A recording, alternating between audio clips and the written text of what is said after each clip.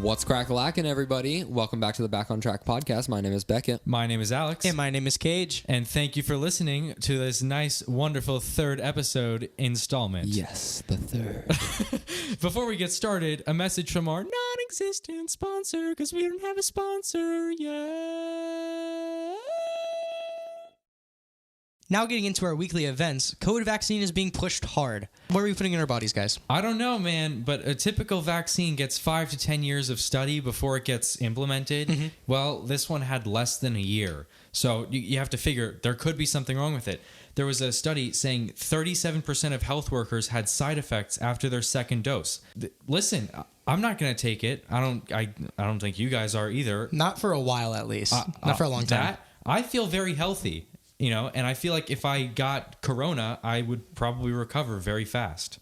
Next up on the list, we have more Biden administration stuff. Yay. Yeah, right? Yeah, right. I'm so excited. Woo-hoo. Yeah, let's go. You know, the first thing on the docket is like the first week and a half of the presidency, and he's already dealing hits to the unborn by committing to codify Roe versus Wade, which means that it would be upheld even if the Supreme Court were to overturn the Roe versus Wade. That's so bad. So oh my gosh. Say goodbye to babies' rights, children being alive. Yeah, that too. Shout out to Missouri for being the first state to ban abortion. Time to celebrate for those baby lives. Let's go. Did you know that 65 million babies have been aborted in the 48 years since Roe versus Wade? That's insane. So this is a small victory, even though we've had some issues with the first week and a half of the Biden administration.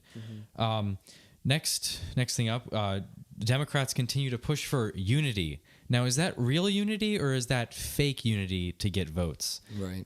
The first, Joe Biden, he plans to defeat the NRA, as he said. That doesn't sound like something you would say if you wanted unity because there's a lot of people that are NRA members, right? Yeah. And I don't think that's going to be very helpful for his voter base. So with that being said, let's throw over to our main topic. We really wanted to hit on how society isn't guilty for everything that's going on. We feel like people are making a part-to-whole assumption that when a small part of a group is guilty of something, that the entirety of the group is really guilty. That's a really good way to put it. Mm-hmm. Whenever you blame a large group of people for the actions of a few, you're just placing guilt on all of society. And that it's typically done on the left. It happens on the right, mm-hmm. but it's more prevalent on the left. Yeah, especially this past year. Of course. Yeah, it's definitely an issue on both sides.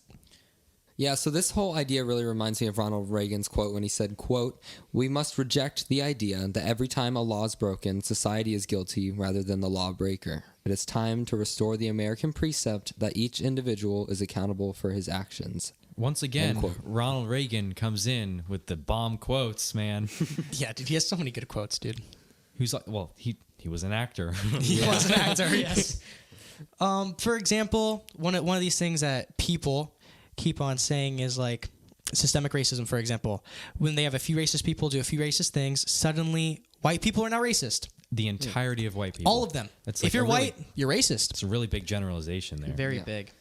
And it really dilutes real racism, because there is real racism, Yes. and then there is made up racism, right? Right. So whenever someone makes a joke or says something slightly off color, it doesn't matter how much, it is dubbed as racism, when in reality it's not. So when something actually racist happens, people are desensitized. So I think Candace Owens said it really well in one of PragerU's 3-minute videos, and the guest was making the point that the word racist has become meaningless due to the fact that anything the left doesn't like has been deemed racist. Yeah, that's a great way to put it. I think that just the entirety of people wanting to, like we talked about these past 2 episodes, wanting to give people a voice, but doing it in the wrong ways. And really, that's a racist thing. Like the whole Black Lives Matter organization as a whole, this is the first time we've actually like called that by name, really, is just like not been doing the right ways, not been speaking out in the right ways. And they're really, when you look at their website, they're like not even all about equality. They went on Fox News at one point saying like their values really line up with Marxism, which is pretty scary. It is really scary. Yeah. And so when you look at these examples of what the left calls racist that isn't really racist, I'll give you a few that you can just go off of. Aunt Jemima has been called racist because there is a former slave on the cover, and I think that's not racist, and I think that's empowering because of the fact that it was a former slave and they just got this status where they're now on a national brand of syrup. Right? Yeah, it really shows that the left will cancel whatever they feel Anything like and is everything. racist. It doesn't have to be racist. Yep. Whatever they feel like it, someone puts out, hey, I think we should cancel this. Everyone jumps on board, and next thing you know, it's not in stores anymore. Yeah. And the next thing, Gone with the Wind, canceled because they took it off Amazon because there were a couple weird remarks inside. Really? Yeah. They Wow. took it off Amazon. Mount Rushmore, racist because some of them were slave owners. George Washington statue in New York City, racist because George Washington had slaves at one point. Let's just the founder call- of the country. Let's just call every single person, like before the 1800s, racist because they all had slaves. Let's just call all of them that. Now, this is the best one out of all of them. Yeah. The Abe Lincoln statue with, it was him and the slave. It was actually bought by slave money when they were freed.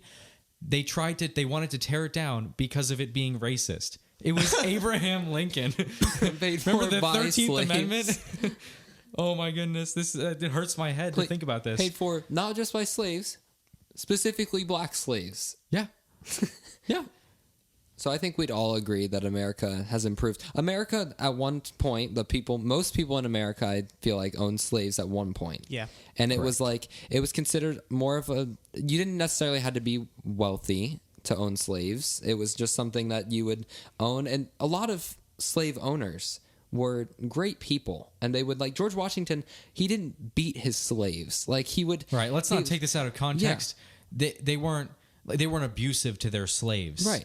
To the degree of right. Yeah. And there definitely were some abusive slave owners. Absolutely. And that's an evil thing. Many Just of like them. A lot of there's them. real human trafficking today. Evil thing. But at the same time, we can't assume that everyone is racist because of that. People owning slaves was just a normal thing. A lot of them would provide them with great shelter and food more than they would get at another job. Right. And you have to remember, this wasn't something that originated in America or Europe. Slavery was happening in Africa for a long time during that time as well. And it still happens today in many countries in Africa. Yeah, ancient times, like recorded in the Bible, many slaves everywhere across the world. Yeah. And we're not supporting slavery right now, just so We everyone... strongly condemn slavery. Right. Slavery's wrong. Just Slavery is bad. For everyone wondering, it is bad. Slavery is wrong. We just want to put it out there that not everyone who owned slaves was an awful person. Right. So you can't get angry at George Washington and tear down a statue of a great founding father because he owned a slave. Right, because we wouldn't have America without George Washington. Right. And America has improved vastly over the past 150 years, from Abraham Lincoln signing the Emancipation Proclamation, which was unconstitutional. This old white guy signed a document to Free black people.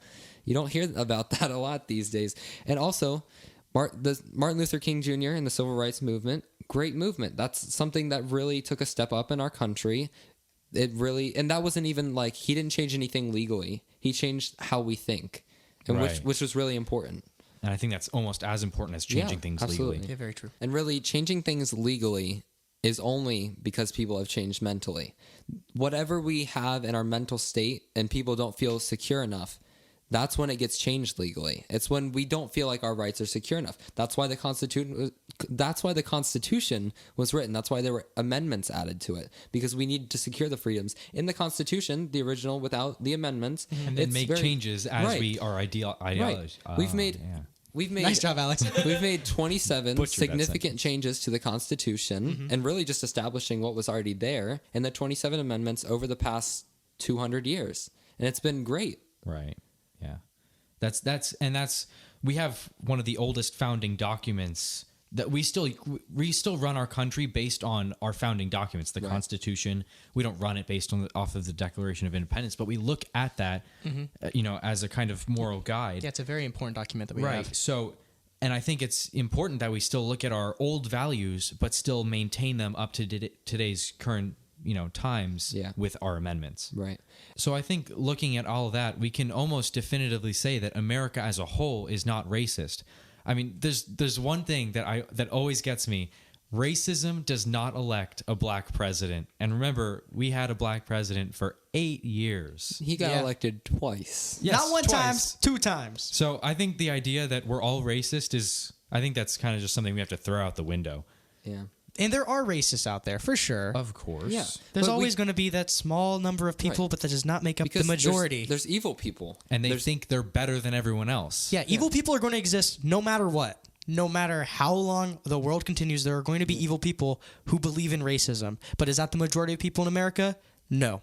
Yeah, and coming off that, like I just said, like we can't expect the innocent people to take the fall for other individuals in America being racist. Like we can't call America as a whole racist.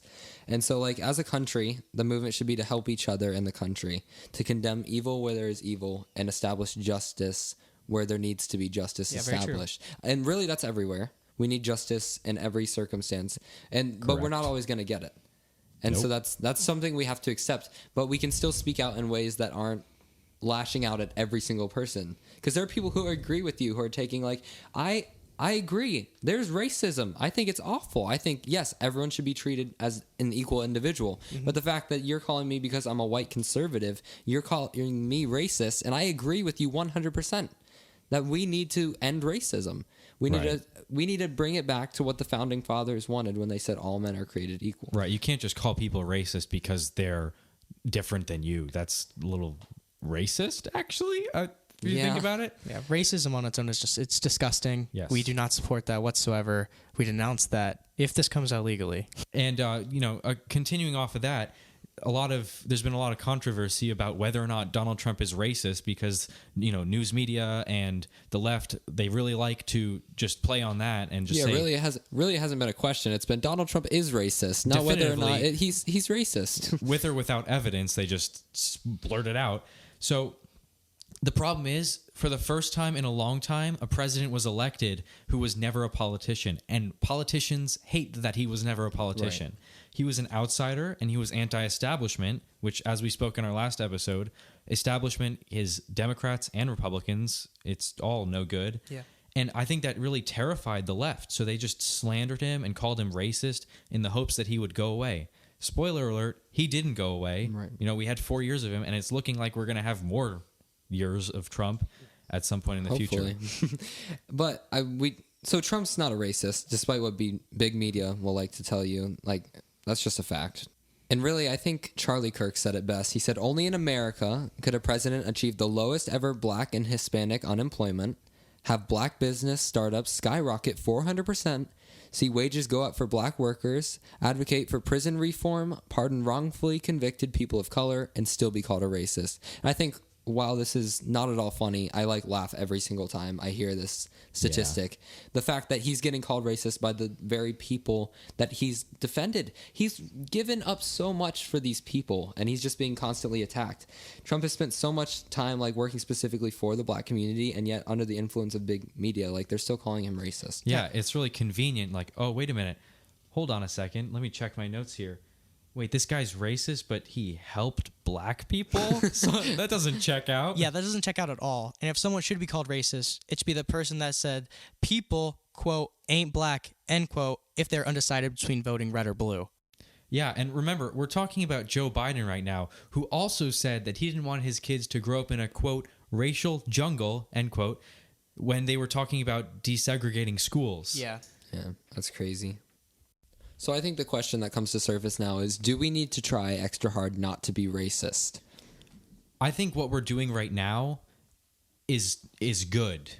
We're not. Let me rephrase that. The question? Okay, well, Graham, listen. The answer is no. I don't think we have to try harder. I think what we're doing right now is good, as I just said. When you have to walk on eggshells just because you might offend someone with something you might say, I don't think that's right. Because then you're, Kage, can you help me out with this one? I'm struggling for the words here. Oh, and just so you know, all of you listening, Graham is our audio guy, in case you didn't know.